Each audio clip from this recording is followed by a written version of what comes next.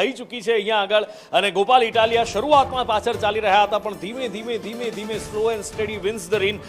Race એ જ રીતે અત્યારે ગોપાલ ઇટાલિયાએ 21 રાઉન્ડના અંતે આખરે વિસાવદરમાં જીત હાંસલ કરી લીધી છે અને ભૂપત ભાયાણીનો રેકોર્ડ પણ ઓલમોસ્ટ ડબલ મતોથી તોડી નાખ્યો છે 16,594 મતથી એ 20મા રાઉન્ડ પછી આગળ હતા અને હવે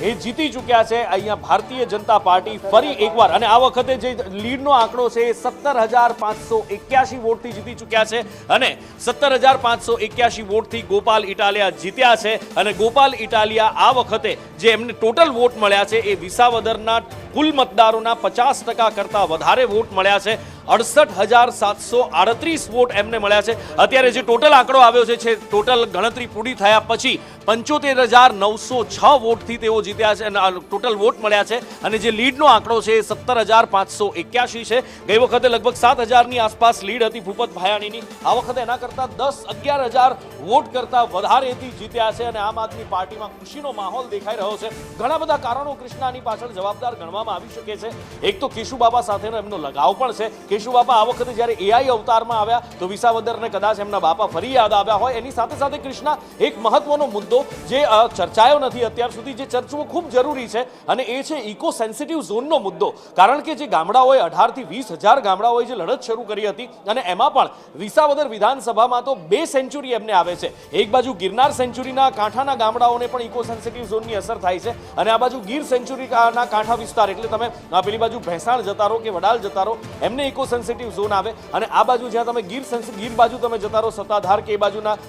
બાજરિયા એ બાજુના જે ગામડાઓ આવે છે એમને પણ ઇકો સેન્સિટિવ ઝોનની તકલીફ નડે છે એટલે જ્યાં ભલે દાવા કરવામાં આવતા હોય ભારતીય જનતા પાર્ટી દ્વારા તંત્ર દ્વારા સરકાર દ્વારા કે ખેડૂતોને અમે સમજાવી લીધા છે ખેડૂતો અમારી સાથે છે પણ આ રિઝલ્ટ બતાવે છે કે ઇકો સેન્સિટિવ ઝોનથી ખેડૂત કેટલો પરેશાન છે કૃષ્ણા જી બિલકુલ અને આ એક મુદ્દો કે જેને ગોપાલ ઇટાલિયાએ પણ વારંવાર ઉઠાવ્યો હતો પ્રવીણ રામ ખાસ કરીને આ મુદ્દાને લઈને ઘણી બધી સભાઓ ગજવતા હતા અને ઘણા બધા કોઈ એક મુદ્દાને કારણે કોઈ એક પક્ષ ક્યારેય ન જીતી શકે રાજુભાઈ પરંતુ એ મુદ્દાઓનું ઘણા બધા મુદ્દાઓ સાથે લઈને જ્યારે જનતામાં આક્રોશ હોય ત્યારે એ દેખાતો હોય છે ચૈતર વસાવા ડેડિયાપાડાથી આમ આદમી પાર્ટીના ધારાસભ્ય પ્રતિક્રિયા આપી રહ્યા છે વિસાવદર બેસાણ અને જૂનાગઢ ગ્રામ્યની જનતાએ ભરોસો મૂક્યો છે વિશ્વાસ મૂક્યો છે અને એમને જે સારી લીડથી વિજય બનાવ્યા છે એ બદલ જૂનાગઢ વિસાવદર અને ભેસાણની જનતાની સાથે સમગ્ર ગુજરાત અને દેશની જનતા આપના તમામ મીડિયા પત્રકાર મિત્રો તમામ પ્રશાસન સૌનો અમે આભાર માનીએ છીએ અભિનંદન આપીએ છીએ આ જીત જે પ્રકારે થઈ છે આપે સૌએ જોયું હશે અમે પણ અહીંયા જ હતા ખુદ ગુજરાતના મુખ્યમંત્રી અહીં આવીને હજારો કરોડોની એમણે ભેટ આપવાની વાતો કરી જે ઉમેદવાર હતા કિરીટ પટેલ એમણે પેરિસ બનાવવાની વાતો કરી 1,000 કરોડના કામો કરવાની વાતો કરી પણ જનતાએ જોયું કે ભારતીય જનતા પાર્ટી માત્ર વાયદા વચનો આપીને યુઝ એન્ડ થ્રો કરે છે ઉપયોગ કરે અને ફેંકી દે છે તો એની સામેનું આ મતદાન હતું ગુજરાતમાં જે ભ્રષ્ટાચાર ભય અને ભૂખની રાજનીતિ ચાલે છે એની સામેનું આ મતદાન હતું અને વિસાવદરની જનતાને ખાસ અભિનંદન એટલા માટે આપવા પડે એમણે આવા વચનોમાં આવ્યા વગર આવી લોભામણી લાલચોમાં આવ્યા વગર અને એ લોકોએ કીધું કે અમે સત્તામાં છે સત્તામાં હશે તો કામ થશે એમાં પણ આવ્યા વગર ગોપાલભાઈ આમ આદમી પાર્ટી પર જે ભરોસો મૂક્યો છે એ બદલ વિશેષ અમે અભિનંદન આપીએ છીએ અને આ જીત એ સમગ્ર ગુજરાતની જીત છે અને આ હાર એ ભારતીય જનતા પાર્ટી ગુજરાતના તમામ લોકોની આ હાર છે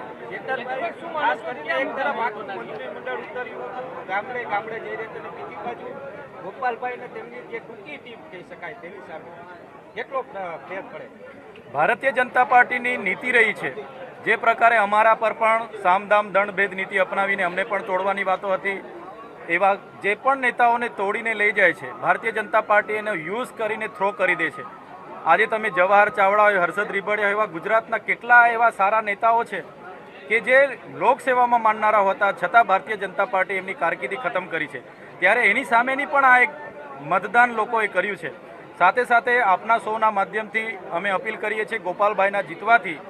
એક મજબૂત વિપક્ષની ભૂમિકામાં અમે વિધાનસભામાં રહીશું ગુજરાતના તમામ વર્ગના લોકોનો અવાજ બનીશું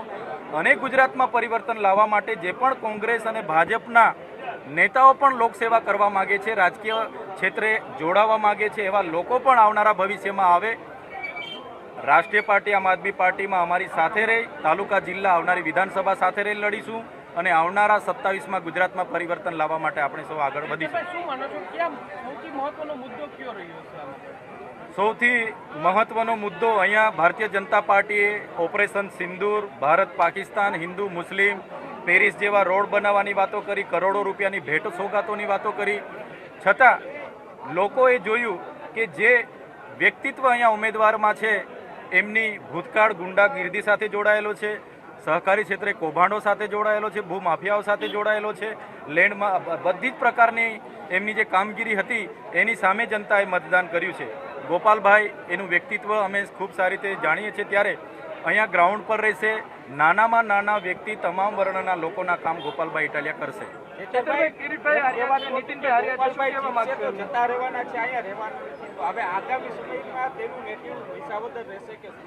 બિલકુલ, ગોપાલભાઈ જીતવાથી ગોપાલભાઈનું નેટિવ વિસાવદર ભેસાણમાં જશે. એમના પોતાના કાર્યાલયો પણ હશે.